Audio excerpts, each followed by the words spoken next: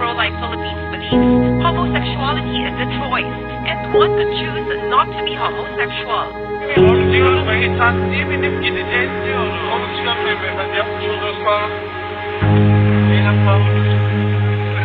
Ne yapıyorsunuz? Ne yapıyorsun? Ama bak, iyi beyin. Bak ben kendisiyle konuşuyorum. Lütfen. Bir kişi daha iyi olsun. Ama kolumu niye böyle tutuyorsun? Tamam, gidiyorum. Lütfen.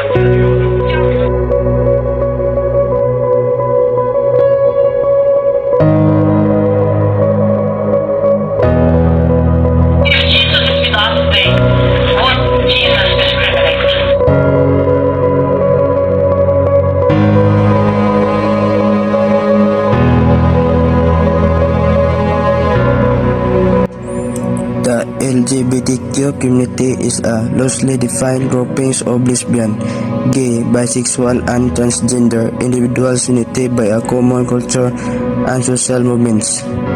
The acronym stands for lesbian, gay, bisexual, transgender, where questioning the community generally celebrates pride, diversity, individuality, and sexuality.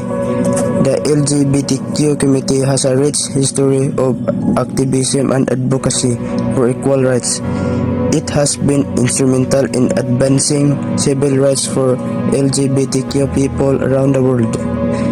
The community has also been a counterweight to heterosis, homophobia, biphobia, transphobia, sexualism, and conformist pressures that exist in the larger society.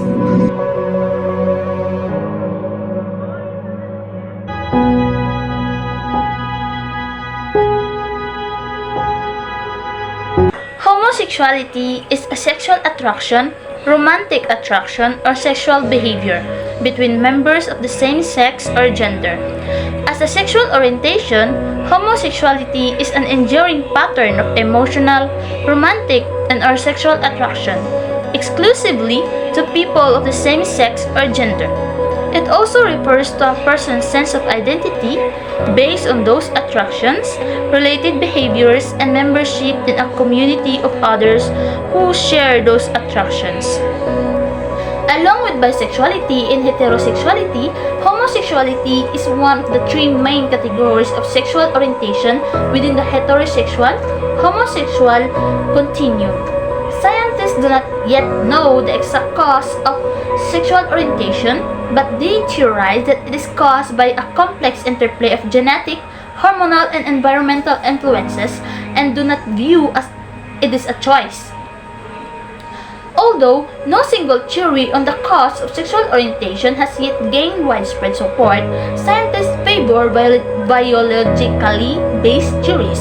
There is considerable more evidence supporting non-social biological causes of sexual orientation than social ones, especially for males. There is no substantive evidence which suggests parenting or early childhood experiences play a role with regard to sexual orientation, while some people believe that homosexual activity is unnatural. Scientific research shows that homosexuality is a normal and natural variation in human sexuality and is not in of itself a source of negative psychological effects. There is insufficient evidence to support that use of psychological interventions to change a sexual orientation. Many gay and lesbian people are in committed same-sex relationships. These relationships are equivalent to heterosexual relationships in essential psychological respects. Homosexual relationships and acts have been admired as well as condemned throughout recorded history depending on the form they took and the culture in which they occurred. Since the end of 20th century, there has been a global movement towards freedom and equality for gay people, including the introduction of anti-bullying legislation to protect gay children at school, legislation ensuring non-discrimination, equal ability to serve in the military, equal access to healthcare, equal ability to adopt and parent, and the establishment of marriage equality.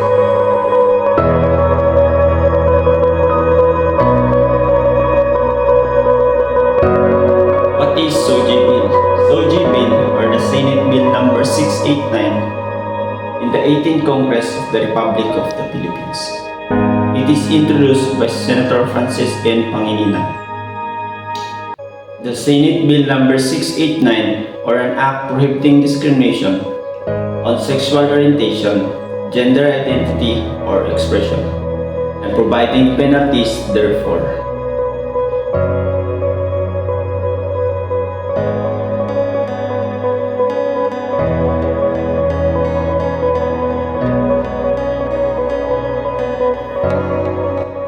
So for me, no, I think homosexuality is not a sin because it depends on the people man God. Kay we cannot say nga homosexuality is a sin. Like for example, if you are a gay, so kanang depende man gud sa people on how he perceive in the society, man gud on how he act in the society. Kay we cannot blame anyone nga if mga nga sin ang homosexuality, or of course the LGBTQ, no nga we have freedom on God, so we cannot say nga homosexuality is a sin.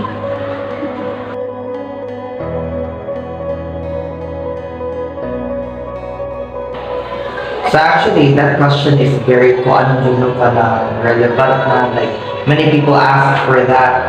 But the answer is, for me, as part of the LGBT community, I will answer no. Because if some people say that if we base it on the Bible, then they will in the Bible it is stated that homosexuality is a sin. And for me, no, very kanang kuan siya, like in part of the LGBT, very kanang ang kuanan is sakit yun siya, pero dili siya sin. Kay if kuan sa kinsa man sa gagamat namo, di ba ang God man sa gihapon? So if dili sa God ang gahimo namo, kinsa man sad ang gahimo namo, di ba? So that's the question sa LGBT, if ever. Sumara sa to sa first question.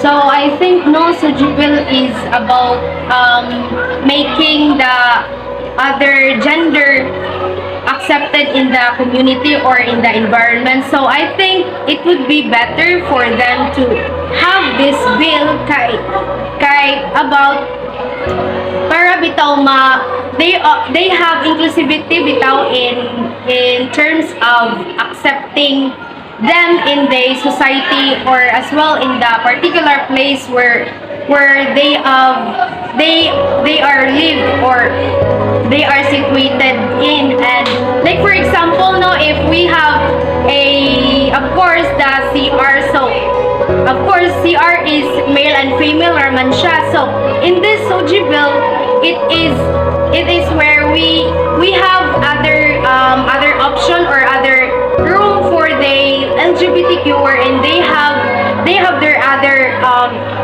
room for their own gender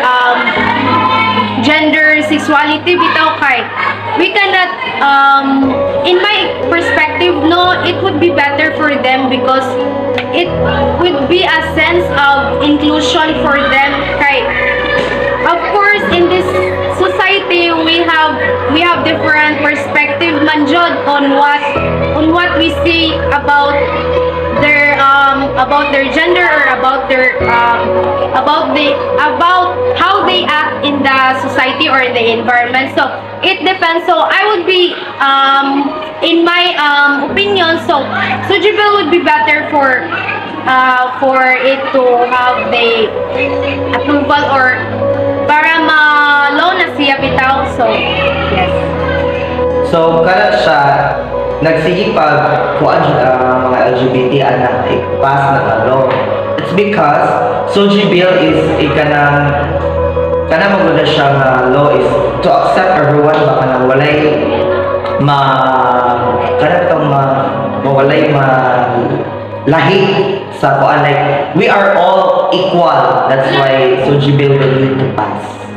That's it. Thank you.